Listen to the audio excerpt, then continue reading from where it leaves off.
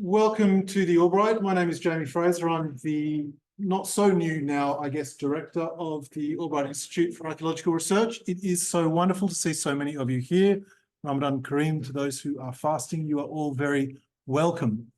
For those who are going to our regular lecture series, you know that I've been kicking off for a couple of minutes at the beginning, talking about our centennial campaign. The Albright, as of next year, celebrates 100 years of being here in Jerusalem and in this very building. And we've built into that 100 years, I guess, a large centennial campaign. This is a drive for us to raise some money that we're hoping can be put back into our endowment and just put us on a secure financial footing, without which we will not be here for the next 100 years. And as part of that, at the beginning of each lecture, how do I move each of these over on Louie's? But the debate, like click on it. Oh, right, okay. I've been just mentioning or celebrating a particular donor of some note who has contributed to the longevity of the Albright over the last 100 years. Today, I'm going to talk very quickly about the Rockefeller Foundation. And this comes down to a very particular point in time in 1929, November, when the Rockefeller Foundation agreed with the Albright to fund up to $250,000 on the condition that the Albright would, over the next 7 years, be able to match that $250,000 to create an endowment nest egg, if you like, worth $500,000 in 1929, the early 1930s. A huge amount of money, which would set us up on an incredible opportunity, credible, secure financial footing. The president of the Albright wasn't the Albright at that point, it was the American Schools of Oriental Research, wrote on the 29th of November, "The terms of the Rockefeller gift will enable us promptly to expand, but will not permit us to lie down as its terms challenge us to raise $250,000. For this consummation, we shall have to call upon the efforts of the trustees, incorporators, and patrons of the schools to an extent we have not been in a position to bespeak hitherto." Very much the same thing that we're doing now, almost 100 years later. Of course, the kicker here is the 29th of November, 1929, because this was a month after the Wall Street crash. And of course, the Albright or the ASOR then wasn't ever quite able over the depression of the 1930s to raise the amount that it hoped. But by 1939, they did manage to get a 1-for-1 with the Rockefeller that totaled $350,000, a remarkable amount for that time, a remarkable amount for a time of a decade of depression, and one which set our endowment up on its most secure, firm footing that meant that we could do what we do for the next 100 years. And that very much the sort of tone as to what we're celebrating with the Centennial Campaign today. Should you feel so moved, please come and talk to me. Before I introduce Louie, just to flag some upcoming events. On Tuesday next week, Tuesday the 26th, we are conducting an Old City tour. Meet here at the Albright at 10 a.m. and Dr. Khada Salama from the Khalidi Library, which is one of the largest collections of Arab manuscripts anywhere in the world, really, is going to lead the first half of the tour. And then our own Robert Schick, who is in residence at the moment, will take over and continue the tour through the Old City, looking at some of the Islamic period monuments. On March the 28th, we have a Fellows Workshop, and that's led by one of our Fellows in Residence, Sarah Hollander. Fellows Workshops and the public lectures are a little different. And I know this has caused a little bit of confusion. Fellows Workshops take place at about midday. They are a bit more university seminar themed. And if you want to come, you need to talk to us first of all, because they are a bit more closed house, but you are very welcome to come if you come and speak to me beforehand. Sarah is talking about the not-so-Persian writer, terracotta figures of horsemen in the Southern Levant under Achaemenid rule. But our next public lecture, open the door to everyone. Please all come and drink our wine.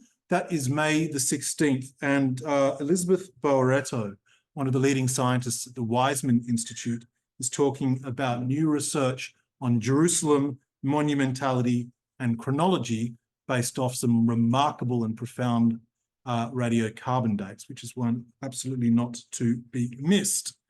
But enough about what's coming up. What are we going to do today? It is my pleasure to introduce Louie Fishman, or Associate Professor Louie Fishman in the History Department at Brooklyn College. You may know Louie is the author of the book Jews and Palestinians in the Late Ottoman Era, 1908 to 1914, Claiming the Homeland, which was published by Edinburgh University Press in 2020. You may know Louie as a regular contributor to Haaretz, particularly on issues concerning the modern geopolitical relationship between Israel and Turkey. Louie is here in residence as a professor from the National Endowment of the Humanities, a fellowship that we host here at the Albright for 6 months, where he's working on a new book. He was the first fellow back after we did a temporary shutdown following the October 7 attacks and the ongoing war. And he has filled the Institute in ways that you could not possibly imagine. He's been fantastic around the dinner table, fantastic mentor to our junior fellows, and a fantastic network bridging a whole range of stakeholders across the city. Please welcome Louie with his talk, Jews and Palestinians Between Istanbul and Jerusalem. Louie.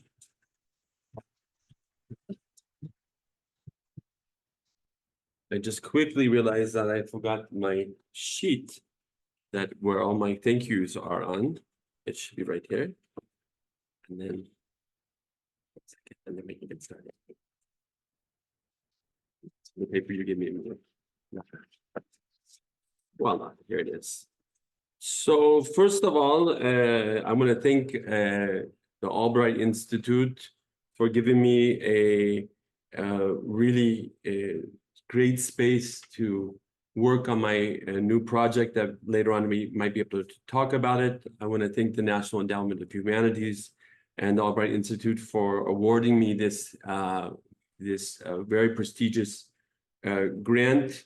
It's provided a very important stay for me to be in Jerusalem throughout most of my life. I lived back and forth from here, Istanbul and New York. And usually my stays are in Tel Aviv. So being in Jerusalem has been very, very important. Despite the hard days, I've met a lot of new friends. And I would like to thank, first and foremost, Jamie, Michael, Emily, I won't give my last names, Nuwal, who's not here, Mary, Fuad, Ashraf, Ahmed, and Hisham, all the people, the main people, 1 or 2 other people, the staff, because each one of them makes this place a really warm place. I would like to thank also my partners in crime, Bruno, Sarah, and Theo, if Theo's here also, yes, my partners in crime, and I'm happy to meet Robert also here and have interesting discussions.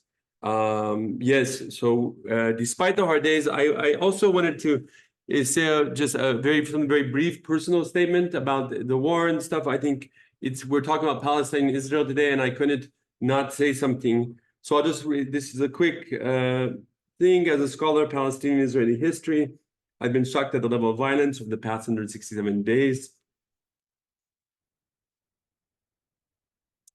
Since the terrible day of October 7th, with every day passing, I long for a ceasefire that will allow the hostages to come home. As an Israeli citizen, I condemn my government's attack on the civilian population in Gaza, its infrastructure and historical sites. As a human, I mourn the over 1,500 Israelis killed and 30,000 Palestinians killed. So I thought it would be good to, usually I don't bring personal on, you see, I don't like to bring personal on when I give talks or something, but I felt it was necessary to say. Yes, so let's go ahead and get started. And also Ramadan Kareem, Chag Sameach. There's going to be Purim coming up. If anyone's fasting for the Jewish fast today, I hope you're having an easy fast. For the ones, if anyone's fasting for Ramadan, Ramadan Kareem. And anytime when you guys hear the cannon go off, that means that you can get up and eat. you don't have to wait for me to finish. So if anyone's fasting, once you hear that canon, you'll hear it around 2 minutes till 6. There's no mistaking, you'll hear it. You might jump also. I think I jump every time I hear it. So we'll go ahead and start now. Very good. So today's talk, Late Ottoman Palestine, Jews and Palestinians between Istanbul and Jerusalem. I'm going the wrong way. There we go. Yeah, so in today's talk, I'll summarize the main arguments of my book, Claiming the Homeland, Jews and Palestinians in the Late Ottoman Era. In a second, we'll see that. And I'm going to move on to some newer things that I'm doing. And what you're going to see in the last half of the talk is actually some stuff I've been exploring. I've also will bring in some of the new stuff that I've been working on here at the Albright and trying to expand on that. Now, what is the meaning between Istanbul and Jerusalem? Well, on one hand, anyone that knows me, that for years I was called Istanbul, Tel Aviv, New York. Jerusalem wasn't in it. And when you said Istanbul, Jerusalem, I almost corrected you to Tel Aviv because I'm always thinking of Istanbul, Tel Aviv, New York. And it was my blog that I started years ago, and I left it around 2013 when I started writing for the press. But what is the meaning between Istanbul and Jerusalem? Mobility between the Ottoman capital of Istanbul and Jerusalem was normal for both Palestinians, local Ottoman Jews, and also we're going to see also immigrant Jews that reached Palestine in the late Ottoman era. So I'm trying to map out sort of these interconnections that they have and the lives that they have. Now, I don't think Khalil Asri is here right now, but me and him were talking, and he was going to come, I guess he didn't make it, but I've been, since the 1908 Young Turk era, set in a model where both Jews, locally, both children born here, children of immigrants and immigrants, and Palestinians, Christians, and Muslims. I'll do these definitions, what I mean by them in a second. They embraced Istanbul. Istanbul almost took on what I call a neighborhood type existence, or Jerusalem. For them, Istanbul would be the neighborhood. For people in Istanbul, Jerusalem was sort of like a small neighborhood, meaning that I see that the ties from Jerusalem to Istanbul are much stronger than sometimes Baghdad to Istanbul, or perhaps Damascus in Istanbul. Of course, that can be my own limitations that I have on the work I've been doing also, and I'll explore that. But thinking about this is something I've been trying to explore. Now, why Ottoman Palestine? Ottoman Palestine is, first of all, when we end, we're going to end with this, but both Zionist, Israeli, and Palestinian Arab history has written out the Ottoman past. And in Israel, for example, you have, and this is what I've been working more and more on, this distinct dichotomy between what they call the old Yishuv, the Jewish community in Palestine, and the new Yishuv. And more, we're seeing that new Yishuv is a very small sliver of what's happening here in Palestine during that period. So that's one thing. So they basically have erased the modernization, what's happening here in Palestine. They've erased the local Jewish community. They've written out Arab Jews, Jews who are speaking Arabic, or Ladino-speaking Jews on the account of the pioneers. And we'll come back to this. All of this we'll come back throughout the talk. Now, Palestine Arab histories adopted mostly the Greater Syria narrative that was actually happened after World War I, right? When King Faisal sets up the Syrian Arab Kingdom, and there's representation from Palestine in what they call Syria al-Kubra, right? The Grand Syria or the Big Syria. And what I see before, and I have, this is new research, but this is Istiqlal and Syria, and of course Palestine is a part of it. This is post-war. What we're going to see is that we've erased a lot of the Palestinian history based on something that happened after. Now, likewise, Turkish history also has erased these histories, and they only provide us a very selective memory of the past.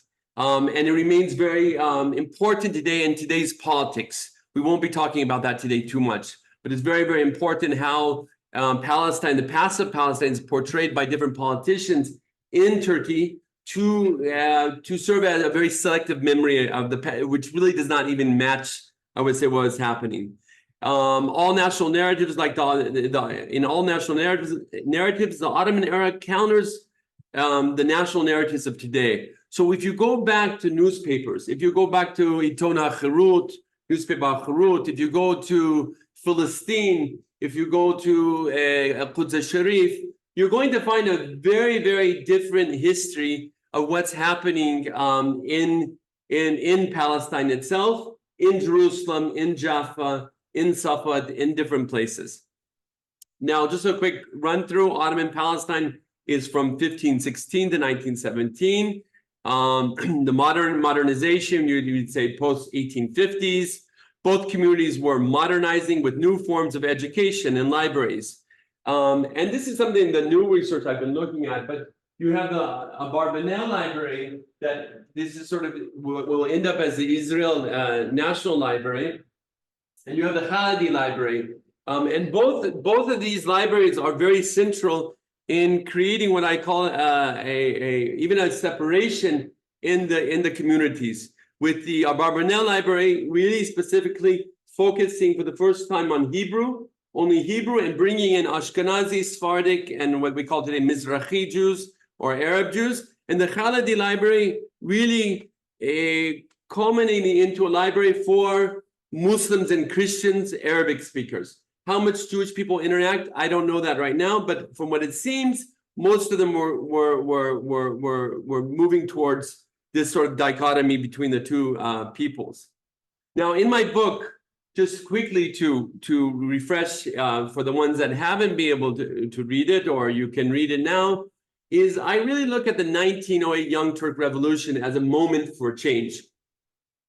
So following the 1908 Young Turk Revolution, Palestinian Jews each began to transform into political communities, forming distinct local identities and realizing the need to take concrete steps to what I call claim, to make claim over the homeland. Palestinians come, this is just, each one of these we'll talk about. Palestinians come to see themselves as a community independent of Syria. The local Jewish community opts for separation from and not integration with the overall Palestinian population, which is very different than, let's say, what's happening in Baghdad and in Cairo. By 1914, the minority Jewish community had become an independent actor, despite the growing protest of the Palestinian majority.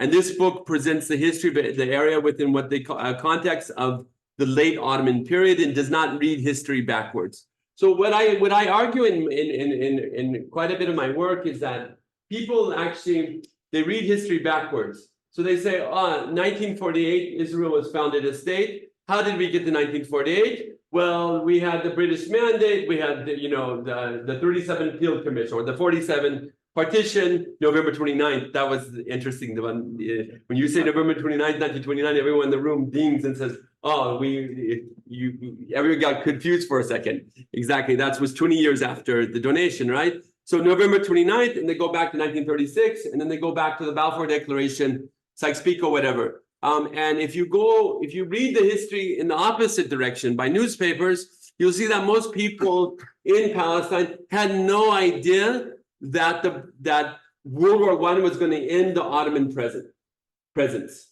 Right? They have no idea. They believe that the Ottoman Empire is going to, when they go into war, is going to continue to rule over the land.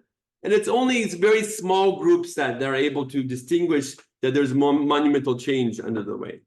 So this rethinking the narratives changes the Zionist national narrative of the aliyot, of the immigration waves, demonstrates that to understand the collapse of the Palestinians in 1948, you have to go back to the Ottoman era. And I think that's something very, very crucial, meaning it doesn't just happen in the mandate, sort of something happens. It really goes back already into the 1908, 1910, 12, of what I call losing the hegemonic power to decide, and this is in the Ottoman context.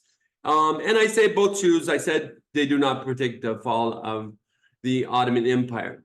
Now, what I've developed was an idea of trying to define Palestinians before they even saw themselves as a people that even imagined something called a nation state.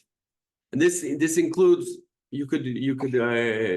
Carol Hawkins' book on Lebanism is very similar. We both chose the same word independently. And we see this sort of idea that you can pinpoint things. So I look at it and I say, first of all, we have to understand the Palestinians by themselves as an independent factor, because most of the work we've done, we only see them through the very narrow lens of Zionism. So we have to understand them that they are an independent factor with a rich history. And I argue a unique Palestinian identity emerged during the late Ottoman era that was not just a reaction to Zionism. Now, for the ones here at the Albright Institute, they hear me always talking about Captain Parker. And it's so nice to sit with archaeologists and start to understand the bridges that are needed between historians and archaeologists. But one of the biggest events of 1911 was the Haram al-Sharif incident, which I coined, and later on I found in the newspaper, Haditha Haram al-Sharif. And literally, it was over archaeological dig. That was the biggest event between 1908 to 1914. The uprising or revolt by local Palestinians against the archaeological dig. As historians, we had no idea this happened. I went in the Ottoman archives and got about a 150-page dossier, which is very strange. Usually it's 2 or 3 pages. And I have 150 pages on this one incident alone. The only reason I found it is that there were 2 or 3 pages that said, mentioned Zionism in passing. So that was registered there. That's before we had computers to do the searches. So I've already talked about the 2 other points below, looking at the Palestinians as independent of southern Syria. Now, Palestinianism for me denotes the essence of what it meant to be a Palestinian before the rise of nation-state nationalism, when in the late Ottoman era, a modern notion of patriotism to Palestine began to be expressed among the local Arab population. It acted within one's identification of being Ottoman, Arab, Muslim, or Christian. Understanding of the homeland resonated at different levels. We have the word homeland we hear among urban notables, and we hear it among peasants. We hear it in the press. And by 1914, you actually have terms like Palestinian. You have the term Shab al-Falastini, Falastiniun, Rijal al-Falastin, the people of Palestine, the men of Palestine. And we see that by 1914, it's not a strange term at all. It's becoming quite common. And of course, Palestinians were Ottoman citizens. They adopted a civic approach to protests. And Palestinians transform a local identity into a viable political community, inherently Arab and Ottoman at the same time. This is just, not that I like beer, but Tuborg beer is an interesting thing because we have this, unfortunately, I think within the conflict, or within the debate over existence, who was first, and who's indigenous, which my new writing, if it's not in today, is like people were even thinking towards this 100 years ago of being indigenous or being this idea of but there is this argument that Palestine never existed, right? There's always this argument saying, oh, there's no such thing as Palestine. It was never a state, or there was no Shazay. And I'm sure you can see that. Go to my book review, the first one on Amazon.com. You can read someone that already told me that you're completely wrong. It never existed. Okay, but of course it was a region. And how do we know? Besides getting a nice cool drink, which is Ramadan, so we probably wouldn't get the drink. But Yusuf Alina Wakela Lahumi, the Palestine of Syria. So you go to the paper, and everywhere, you have the general distributor, Yusuf Alina. If you want to sell it in your bakal, right? You have the bakal, right? The Turkish bakal today. If you want to sell it in the bakal, you contact Yusuf Alina. That he's the distributor where? Palestine and Syria. So I say that sometimes we search and we argue in history over things. I'm sure archaeology is very similar sometimes, but it's really in your face. It's right there. It's no secret. And then I take this, Harabanut al-Rashid Eretz HaKodesh, the chief rabbi in the land, Holy Land, and they need to translate it to Arabic, right? And then Haham Basha, which is the rabbi, Haham Basha, Philistine. So this is the interesting case where the one time, I think this is one of the few times that I see a direct translation of Philistine as Eretz HaKodesh, right? Anyone knows the Chukchik, it's acronym, right? Up on top. And this for me was really important to find. Something very subtle, simple. Now the Jewish community. The Jewish community is unique, and I'm working more and more towards the end, we'll see on what I call Arab Jews, but they do not, I have not seen at least anywhere where they define themselves as Palestinian Jews. So they do not define them as Palestinian Jews, but rather refer to them as a Jewish community in Palestine, or better known, the Jewish Yishuv. And the book, it defines Palestine's Jewish community. I say it's a difficult task because it includes Ashkenazi, people from Eastern Europe, Sephardi, people that are Ladino-speaking Jews, immigrants from Eastern Europe, Arab lands, Balkans, North Africa, Yemen, speaking Yiddish, Russian, Ladino, multiple dialects of Arabic, which is important that someone that's speaking a Yemenite dialect doesn't inherently make them closer to a Palestinian. They're speaking different dialects also. If anything, it's the Ashkenazi immigrants that are speaking the same dialect as Palestinians here. That should be important because when they're learning Arabic, they're learning the local language. They're not learning the language of their family or their parents. And following the 1908 Young Turk Revolution, this hodgepodge of communities, the only time in my life I use the word hodgepodge, of communities began to unite under the banner of adopting Hebrew as their mother tongue. Already all the newspapers were in Hebrew, and they're online today. You can go and you can see them online. They're very easy to get to. Now, the community was modernizing before Zionism. This is really my new work, what I'm working on now. And the adoption of Hebrew connects Zionists and anti-Zionists alike. So as we will see, anti-Zionism does not correlate to what it is in the post-World War I era. Many people look at it and they say, they're Zionists, they're anti-Zionists. And I say, yes, they're anti-Zionists, meaning we don't want an independent state here. But most of the Zionists here in Palestine never believe there's going to be an independent state. Rather, they're seeking something like Ottoman autonomy within this. And we'll come to that in a second. So we have to be very careful when someone says anti-Zionist, then they're still for Jewish migration to Palestine for a simple reason. Jewish migration to Palestine means they're bringing people here, and that Jewish community is going to thrive with more children to grow up, to get married, to support the communities, the schools, and the synagogues, the institutions, right? So they are dependent on immigration also. They're dependent. That's very important. Now, Jewish community during this period, all of this has been confirmed in my newer research, but they adopt an Ottoman patriotism. And I call it separation through integration, which was a common among other non-Muslim groups. And inherently to this, it was inherently led to the spread of Hebrew as the dominant language.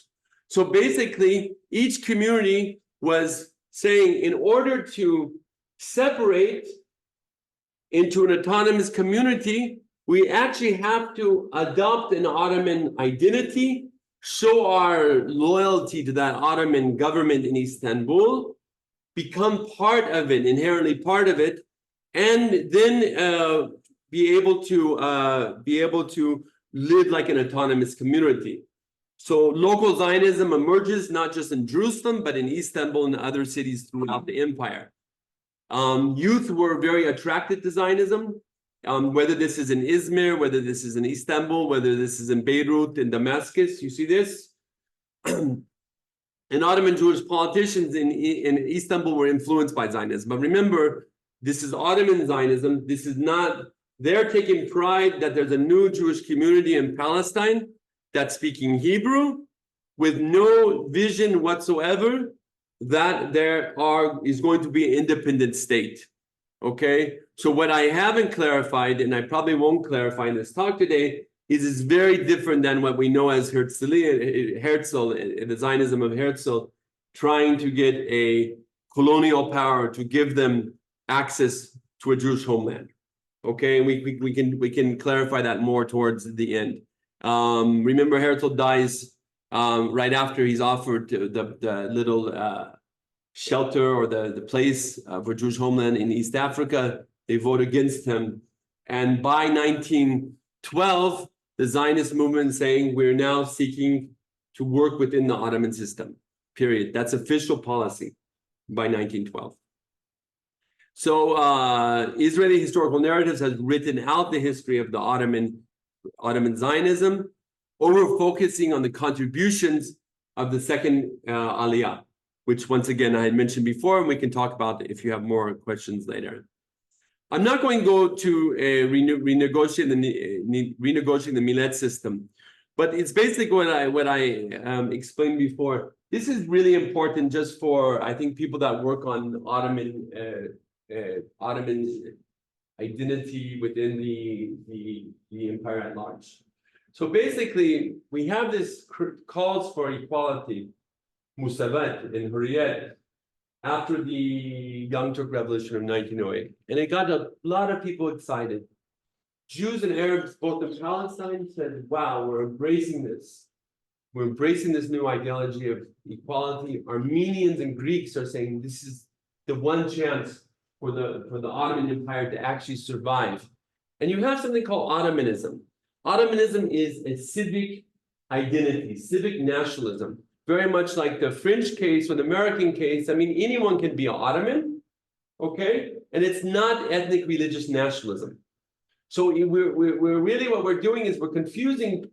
We have a sort of meshing together on one hand of ethnic religious nationalism, meaning each group is saying we need to enter as a ethnic group, but we need to all be equal citizens across the board as Ottomans. And what I develop is that it's actually equality only vis-a-vis the Turkish Muslim society. Meaning they're saying, how much are you integrating into our system? You're going to get that many more rights. But it's not across the board equality. It's very important. It really sees each community vis-a-vis Istanbul's Turkish elite, political elite. And we'll come back to that.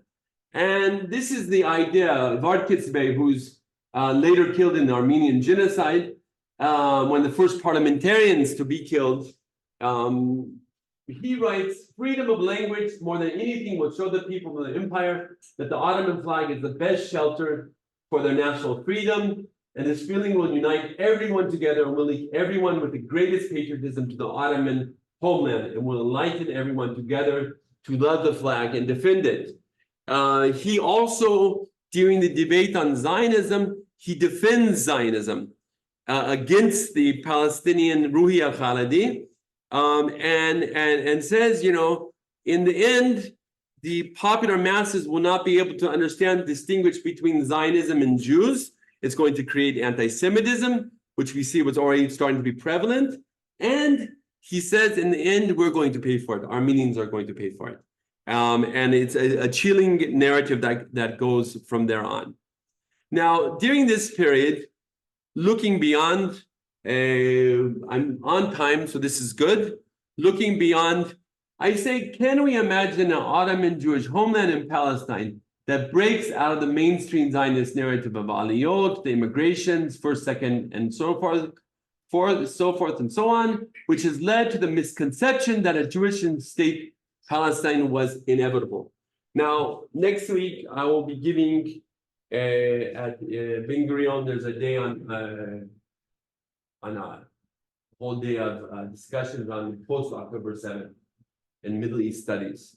And part of my argument is that we're really, I usually rarely say we, but really a major shift has to happen in Israeli history to understand what was happening here before, and to write in other groups into the history. This is just one of them. This is Carmi Eisenberg. Carmi Eisenberg is the son of Aaron Eisenberg of Rehovot. He becomes a soldier. He dies POW in Russia. His father was a Russian immigrant to Palestine. And you also have in the Ottoman paper, also Osmanlılık için. Now we're having more for Ottomanism. We're having more and more papers open up in Turkey finally, Ottoman newspapers with search engines. And these search engines are producing articles like this that we didn't know about, that they are actually writing about Zionists coming and serving in the army. Okay, so this is going to be really transforming how we understand the movement. That's for sure. Now we know of Ben Gurion that reached Istanbul, of course, Ben Gurion and Moshe Sheret. We don't do anything with it.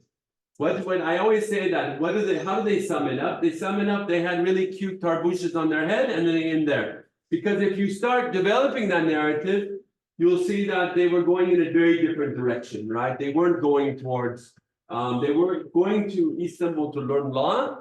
And with that, most likely trying to create a Jewish candidate from Jerusalem, because there were 3 candidates in the district Jerusalem, 2 from Jerusalem, from the Khalidi and Husseini family. And they want to be represented in the parliament. Also, Moshe Sheret, after 1919, after the war, goes back to Istanbul, picks up his school records, and where do you think he goes after that? To finish school? London, exactly. He goes back, but he goes to London, which tells you everything, right? It really says that now the Ottoman era is over. We're under British occupation, mandate, whatever you want to call it, colonization. Now that's going to be the focus. I mean, there's no longer, so he picks up his grades. And then you have the Ben Gurion's interesting because he matches up with Gad Frumkin, who's another very important person, and he's the only Jewish judge in the Supreme Court during the British Mandate. And they actually start, Ben Gurion is the secretary, and he starts the Ottoman Hebrew-speaking Jewish Union in Istanbul. Interesting enough, all of Ben Gurion's letters are in Hebrew also. This idea that we always focus on the revival in Hebrew. All the newspapers on Hebrew. Most of all the writing that I read is in Hebrew, and they're all writing. That's the language they're writing in. Anyone that knows about Rashi, Ben Gurion writes in Rashi characters, which is very difficult for me to understand. And I believe this is some of his writing right here, but I found the translations in newspapers. All their reports is reprinted in newspapers. And now we have something, a little turn here. And this is, I think, probably what confused me most and the direction I'm going in, is that the more they became leaning towards Ottomanism, we start seeing other Jewish communities sprouting up in Istanbul or Anatolia. So everyone knows where Or Yehuda is, right? It's right before you get to after the airport, on the right side, left side, I forget. But the first Or Yehuda is actually in Akhisar. It was founded by ICA, the Jewish Colonization Association, that were founding settlements here that were actually anti-Zionist in their nature, right? They were settling Jews in Argentina, in Cyprus, Palestine, US, and Anatolia. And these are Hebrew-speaking communities. And I was able to visit the building, and I went to the graveyard. And you have, this is the sister school of Mikveh Israel. Here, here's the building itself. I had to climb over a fence to get in.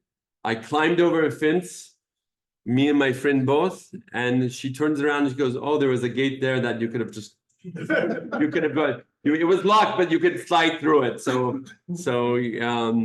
Yeah, this is a beautiful building. The way it's remembered, I did an article you can find out on my academia page, how Jews are remembered and how Jews are remembered where they don't exist. Remembering Jews where they don't exist. And I look at the Aegean area.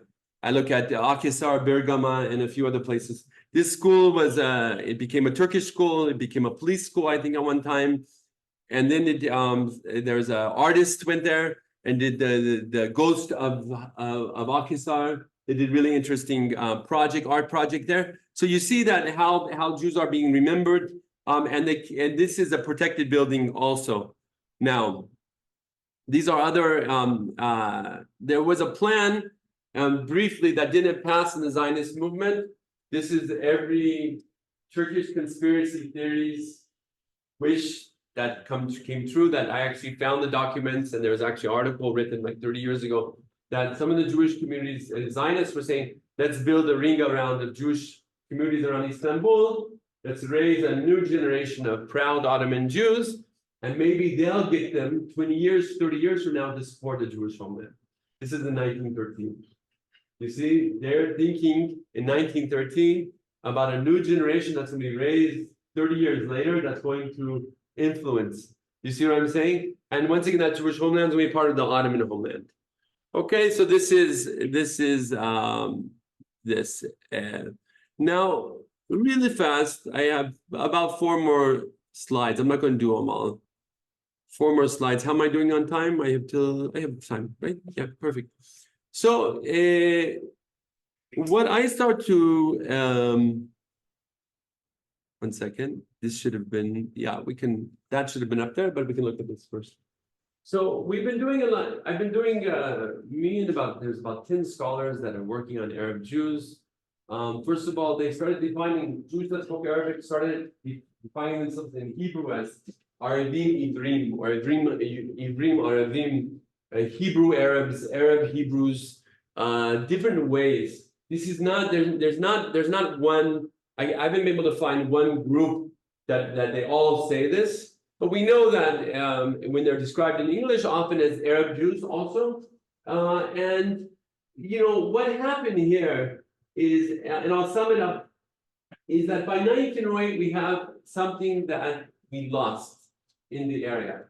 There's within the polemics of Palestine and Israel, often people say, oh, there was always Jews, Christians, and Muslims, all Palestinians living together, sort of happily and getting along. But yes, in the 1850s, you have someone named Nissim Baruch. This is no research I'm doing. Nissim Baruch is from Edirne. He comes in 1842 as a young child. I know this from the Jewish Chronicle, reading there. I just read through about 30 years of searches. And he, in his obituary in Jewish Chronicle London, they say Nissim Baruch was amazing. He comes as a 4-year-old kid from Edirne. That means he's speaking Spanish at home, Ladino. Most likely, he reaches Palestine, grows up in the Talmud Torah and the schools there. He ends up becoming a businessman, and he's in the soap business, which we know in Palestine is huge. And he has a Muslim partner, Musa Pasha, and together they become very, very rich. And in his 60s, Nissim Baruch leaves it, and he becomes the head of the Bet Din, the rabbi, the head rabbi of the Sephardic community. Okay, now we have also Eliyahu Nani. So I did a little research on him. He's really, really big. As a rabbi, he was in Hebron. He comes in his 60s. He dies in 1899. He comes to Hebron and El Khalil, and he there is a figure that when he dies, he's actually memorialized by Muslims and Jews. Follow his grave.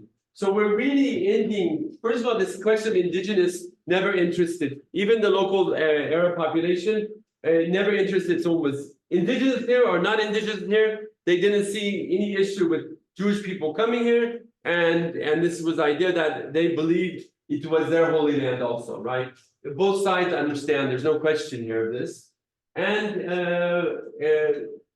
after these people, we get people like Shimon Moyal, who is the editor, he's writing in South of Osmania, the voice of the Ottomans. Nissim Manlul, who's working with the Zionist organization. We get Avram El-Maliyah. And all of these people, yes, they do not see an independent state possible, but they do have conflicts with the Arab press that say these people really are no different than the immigrant Zionists coming and searching for an independent homeland, right? So we have this moment of what I call separation. We have this moment of separation. Now, at the same time, the Jewish community in Palestine, then we'll go to Palestinians, are getting support, at least moral support from the Ottoman governors. The Ottoman governors are adopting wholeheartedly, turn the deserts into green or blooming, whatever. This is the idea. You even have often some Arab Palestinians saying, yes, they're bringing modernization here. This is very, very important, right? There is modernization. These new Jewish farming communities are working. But now we're finding in the Istanbul Press also, Palestine des Sionistes there, Zionists in Palestine. So we see this, when the Jerusalem governor goes to Rishon LeZion, the settlement, he's speaking French, and Albright Institute, who is an anti-Zionist working for Alliance, but who's very pro-Jewish immigration and very pro-Jewish Yeshuv, Albright Institute has to translate it to which language? To Hebrew, because the people there don't understand French. Okay, they probably understood Yiddish and Hebrew. Albright Institute knew Hebrew, so he translates everything the Ottoman governor is saying in French, he translates it to Hebrew. Now, this we're not going to get into. There is a rise of anti-Semitism in Istanbul that's giving hopes of this idea that Jews are saying, we're going to go with the Ottomans. They're getting worried because there's a lot of conspiracy theories. Exact same conspiracy theories as you have today.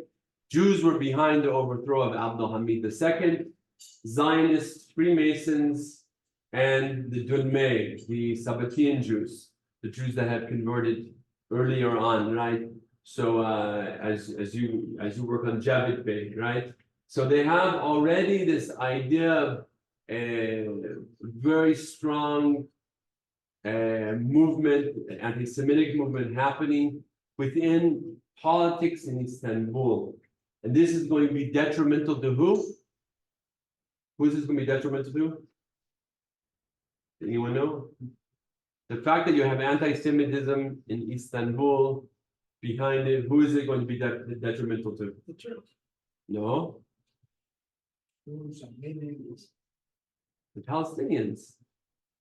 Very similar to today, when you mix anti-Semitism with opposition to Zionism, and people say, oh wow, and the Palestinians, no, we're not anti-Semitic. And there's no anti-Semitic, even if there's not an ounce in it. In Istanbul, this has already happened.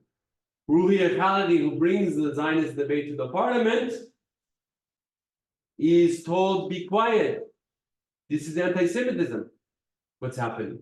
And it's very clear in the paper what they're putting forth. It's very different. Okay? So this is already in this era, you have the ones that support. Now, why Reza Bey supports Jewish immigration? And he supports it because he says if we bring 1 million Jewish people to the Ottoman Empire, what is it going to counter? Why would you want to bring 1 million Jews to the Ottoman Empire? Who would you want to counter? No. Armenians. Who said that? Armenians. Yeah, Armenians and Greeks. Balance it out. Greeks have too much influence. So let's bring Jews to the Aegean area. Right? Is this religious? No, this is not religion, not because of religion, but because of national balances. Remember, Greece is from the 1830s is an independent state and of course is the War of Independence of Greek-Turkish exchange. Already at this period, there's tensions, national tensions between these groups. Already, it's been sort of embedded into the thing. So you have Ottomanism on one hand, civic Ottomanism, but you have those that are starting to doubt that this is possible. So what do? You bring Jewish immigration. Now, I'll end with two slides about Palestinians and the mobility with Istanbul. It's very important. In about 3 minutes, you're going to hear boom. So anyone that gets up, you can go ahead and eat. Yusuf al-Khalidi. Both of these people I worked more on Raghib al-Khalidi, who was actually one of the founders of the Khalidi Library. And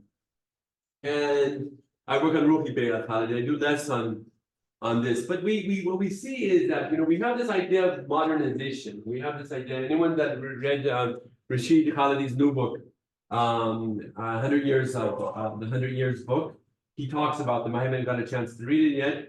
But they're embedded in his other books also, but I read that he really just develops it much more about his family. But what's interesting is, you have this idea about, Zionists bringing modernization here. And we already said that the Arab Jews are already adopting Hebrew. They're already studying modern languages. They're already studying in medicine, different things. Shimon Moel was a doctor that studied in Beirut, that ends up in Istanbul and goes from Istanbul to Cairo, right? Nissan Malul also was educated in American College in Cairo. I didn't talk about the Cairo connection, it's very much there. So you have Yusuf Khalidi, former mayor of Jerusalem, a parliament member in Istanbul. In the first parliament, a youngster, he travels to Malta, goes to a Protestant college there. He ends up at Robert College, which I just found out when I was writing this, that he's at Robert College, one of the most sort of liberal institutions, Protestant colleges in Istanbul to this day, with a huge legacy of Bosphorus University. So he was there. He teaches in the Oriental Academy in Vienna.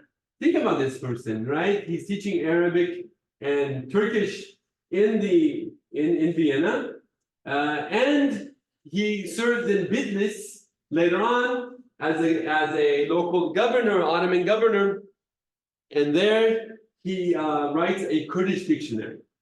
Okay, so what we're seeing is that I think because we're also over-focused on what's happening in Syria and the Arab movement, we've also pushed Palestinians aside in our own research about how they were contributing. This is very much a Ottoman Arab lifestyle of an intellectual, which Mustafa Manawi in this book, Losing Istanbul, really shows us how hard it is once the war is over, and that do you go to the Arab country, do you go to the new Arab lands that are under British or French colonization, or do you become Turkish? Okay, you just integrate. He writes about how Nishantashta, one of the nicest neighborhoods, was an area heavily populated by Arab bureaucrats. And you have Ruhi, there you go, anyone's welcome to eat. Ruhi Bey al-Khalidi, Ottoman Consul General in Bordeaux for a decade, becomes an Ottoman parliamentarian. He learned Hebrew, and he's a staunch activist against Zionism. And his Zionism is really, he's reading closely into both Herzl, also his uncle, Yusuf al-Khalidi, and seeing local armed groups within the settlements as posing a threat to the future of the Ottoman stability. And the very last slide we'll look at, the Palestinians themselves, are mobile. They're moving back and forth, not just to Istanbul, but they're serving the Ottoman Empire in many, many positions throughout. They are integrally Ottoman, right? Once again, I mean, the whole point, I think, of today's talk is to show how much they are actually Ottoman, and they do not foresee that it's going to fall. And you have. This is something I've not been able to get too much more information on, but I'd love to see Ruhi al-Khalidi. He goes along with the pro-Jewish parliamentarian, pro-Ottoman Zionist parliamentarian Nissim Manzlian, and they go with Riza Bey, who declared himself a Zionist. This is the one that thought about balancing the thing out of Greeks. With Greeks, Riza Bey also spoke Ladino. He's from Edirne, and he went to a Jewish school. Talat Pasha also had gone to Alliance schools. Now, they're aware of the pro-Zionist sentiments of Palestine and has to work between cordial relations and expressing dismay. So always, I think that the Palestinians find themselves in a position that on one hand, they're going to have to show that they are, that they are able to live together. They know each other. They're working within the same system.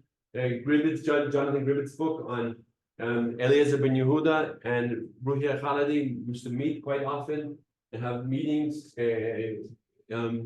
Palestinians are watching closely events in Istanbul, countering Zionist claims in terms of the pro-Ottoman stance. They are writing quite a bit, saying, listen up, listen up. Palestinians were supporting the same government that was being accused of being Zionist. Of course, this is why they were detrimental, because if the CUP, Community Union Progress, that's in power, is behind a Jewish coup against Abdul Hamid for overthrowing Abdul Hamid, the Palestinians are in the same exact political party as the Zionists are. So we have a problem in the parliament. In the debate on 1911 debate on Zionism, it's the Jewish parliamentarian who's saying, come on now, Ottoman Zionism is not going to hurt the empire, going against his own party member. The opposition are the ones supporting the claims of Jewish conspiracy to overthrow the Ottoman government. So it puts them in a tough position.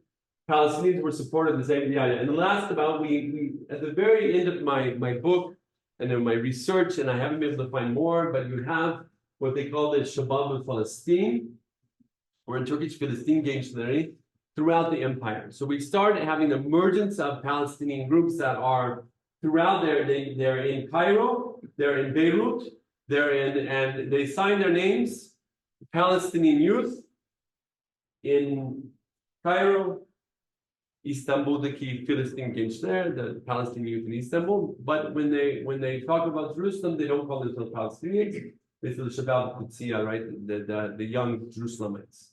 Okay, and they all sign these joint petitions. So we need to do more with that. Finally, let's conclude. So due to national narratives, we have erased a great part of the histories of the post-Ottoman states. Today, I have addressed this point in relation to Zionists in Israeli history and also Palestinian history. But the Israeli history, which labor Zionism and its successes dictated, and where there was no success, they created them and overemphasized them. So I really believe that, and this is my new work I'm working on here at the Albright since October 7th. I got here on November 15th, is I'm writing a new narrative, trying to more sort of friendly book that's general, more open to the public, about trying to understand Israel as a post-Ottoman state.